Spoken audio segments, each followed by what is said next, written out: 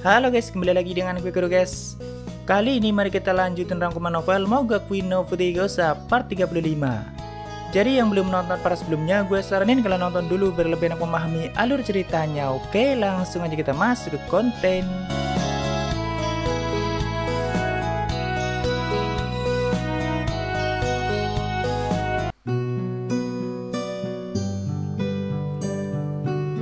Sebelum masuk ke rangkumannya, di sini gue akan jelasin lagi mengenai para Demon King asli yang ada di Silver Sea atau Laut Perak.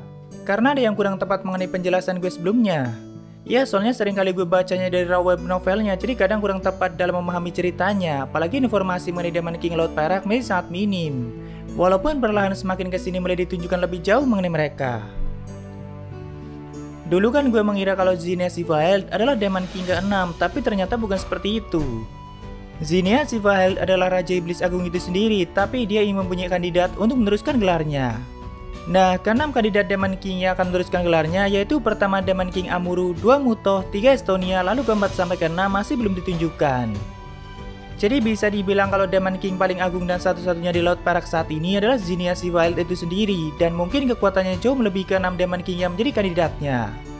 Ya, walaupun kalau dari segi kekuatan masih belum bisa dipastikan, tapi kalau lihat sejauh ini, dunia yang dikuasai oleh Zinnia Silverheld saja sudah di lapisan dasar, atau di bawah lapisan ke-99 Laut Perak. Tentu itu adalah semesta yang sangat mengerikan, karena semakin dalam Laut Perak, maka semakin kuat dan mengerikan juga dunia yang ada di dalamnya. Begitu juga dengan makhluk yang tinggal di dunia itu. Sejauh ini aja dunia kuat yang ada di peringkat atas Pablo Hitara masih belum melewati lapisan ke-99, dan itu aja udah memunculkan macam-macam bencana di bagian dasar dunia mereka, seperti misalnya pusaran bencana yang dulu ada di Evizenio atau jalan pelangi Volia yang kadang juga bisa menjadi bencana. Jadi simpelnya semakin dalam lapisan itu maka tekanannya akan semakin kuat dari segi apapun. Dan Raja Iblis Agung bersama beberapa dunianya hidup di lapisan mengerikan seperti itu. Mungkin satu penduduk biasa di dunia seperti itu kekuatannya setara dengan kepala dunia di lapisan tengah atau malah lapisan dalam. Jadi ke-6 Demon King seperti Amuro, Mutoh, dan Estonia adalah kandidat atau penerus Raja Iblis Agung Zinnia Silverheld. Thank you yang sebelumnya udah ngoreksi guys. Oke lah, mari kita masuk ke cerita utamanya dan masih membahas Demon King kedua Mutoh yang lagi bucin-bucinnya sama Elanesia. Sebelumnya kan Anos dan kawan-kawan sudah berhasil memasuki dunia peluru ajaib atau dunia Elanesia utama untuk mencari gigi Janus dan menghancurkan peluru Porforsil Mufaka. Dan mereka sedang terlibat pertarungan melawan para kapten dunia itu, termasuk Anos, Quastria, dan Meo Aegis. Sedangkan Sasa dan Misa sendiri berhasil menemukan keberadaan ibu mereka, yaitu Elanesia. Lalu di sana Elanesia menceritakan kisah masa lalunya, bagaimana dirinya bisa menjadi dewa pencipta dunia itu dan juga kisah cintanya bersama Mutoh. Oh ya, jadi Elanesia itu cuma dewa pencipta seperti halnya Militia atau Misa. Dan kalau dewa utama dunia peluru ajaib adalah Audus, lalu kepala dunianya adalah Gigi Janus. Di masa lalu setelah Elanesia diculik oleh Mutoh dan tinggal cukup lama, akhirnya malah banyak hal yang diajarkan Elanesia pada Mutoh. Seperti arti kedamaian, cinta, kasih sayang, dan sebagainya. Karena Mutoh sendiri adalah orang yang cuma tahu tentang pertarungan dan di otaknya cuma bertarung yang dia pikirkan. Tujuan dia menculik Elanesia juga agar Audus dan Gigi Janus menantangnya untuk bertarung. Ya, intinya dia cuma gabut dan cari masalah dengan dunia peluru ajaib karena banyak rumor yang mengatakan kalau mereka cukup kuat. Makanya Mutoh tertarik untuk bertarung melawan mereka. Namun cukup lama dia menunggu tidak ada seorang pun yang datang untuk menyelamatkan Elanesia dan menantang Mutoh.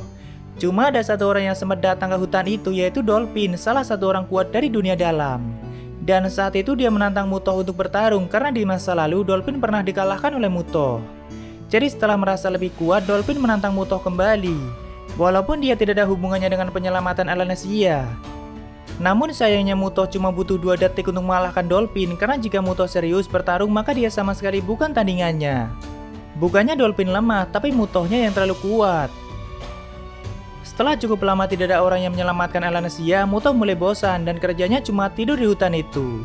Tapi Elanesia sendiri dibiarkan begitu saja walaupun tidak mungkin bagi dia untuk melarikan diri dari hutan Mutoh. Bahkan di saat Mutoh tertidur sekalipun, Elanesia tidak bisa melarikan diri. Dia juga bebas mau menyerang Mutoh sesuka hatinya kalau Elanesia bisa. Di saat Mutoh sedang tidur sekalipun, Elanesia juga boleh menyerangnya, dan kalau Elanesia bisa memukul Mutoh sekali saja, maka Mutoh akan membebaskannya. Tapi tentu Mutoh terlalu kuat bagi Elanesia. Walaupun pada akhirnya Elanasia berhasil memukul Mutoh sekali, tapi itu saat mereka sudah mulai bucin guys. Jadi Demon King kedua yang sangat kuat pada akhirnya bisa dikalahkan dengan kekuatan bucin.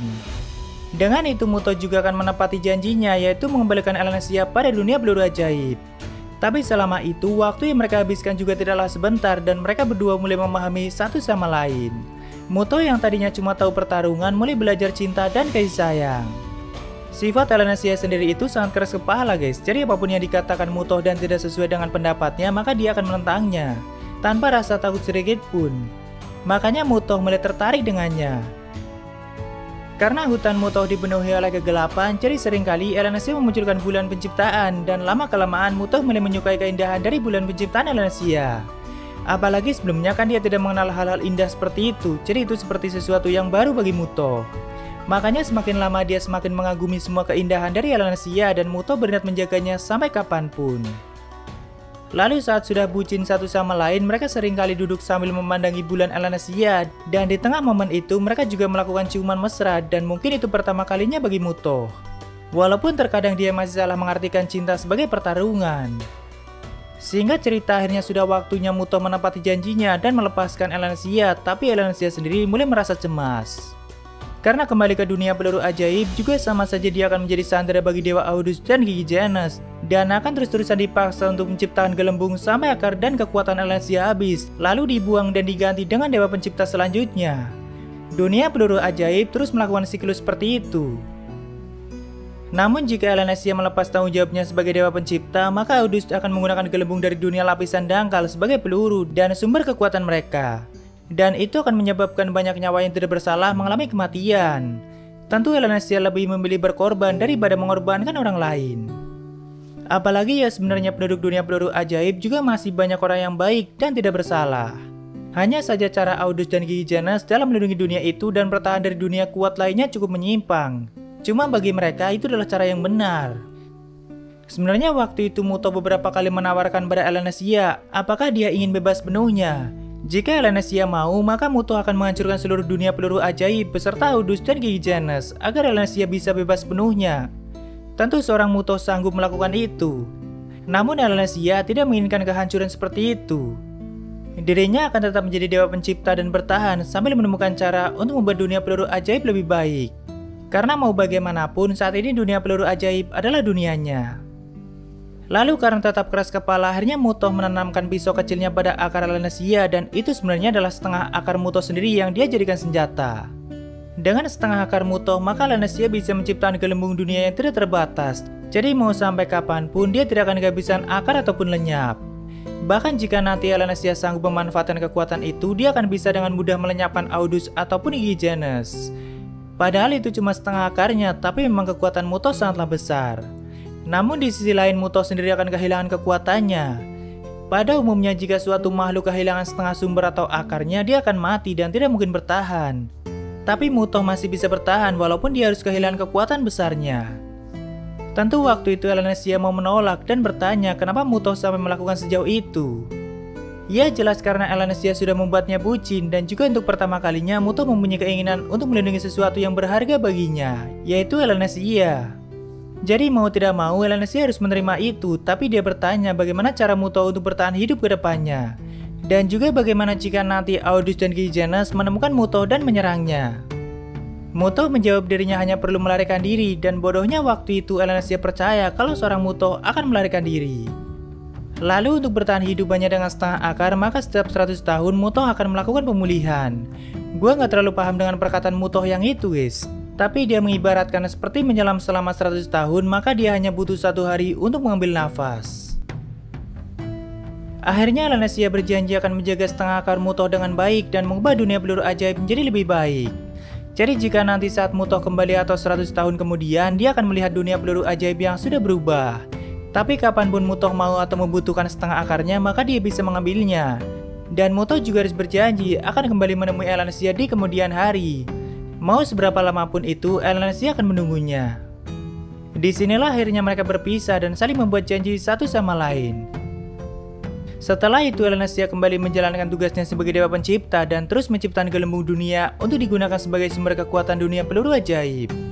Audus dan para bawahannya juga terus melakukan eksperimen, tapi tanpa Elanasia sadari, mereka sedang menciptakan senjata sihir yang akan membawa malapetaka pada Laut Perak, yaitu peluru Mufaka Belialius. Dan secara tidak langsung tindakan Elanasia juga mendukung hal itu. Kalau kalian masih ingat, dulu saat pertarungan Anos melawan Equus, kan Sasa dan Misa harus menciptakan ribuan gelembung untuk menahan bentrokan kekuatan mereka, agar dunia Militia tidak hancur akibat pertarungan keduanya.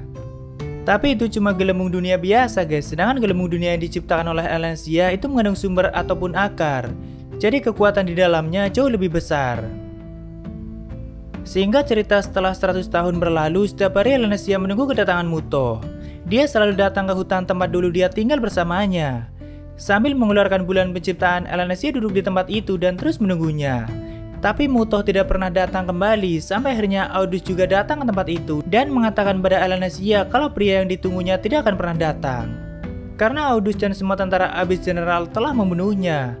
Awalnya Elanasia tidak mempercayai hal itu, karena walaupun Mutoh hanya mempunyai setengah akar, harusnya dia masih bisa lari dengan mudah sekalipun lawannya seluruh dunia peluru ajaib.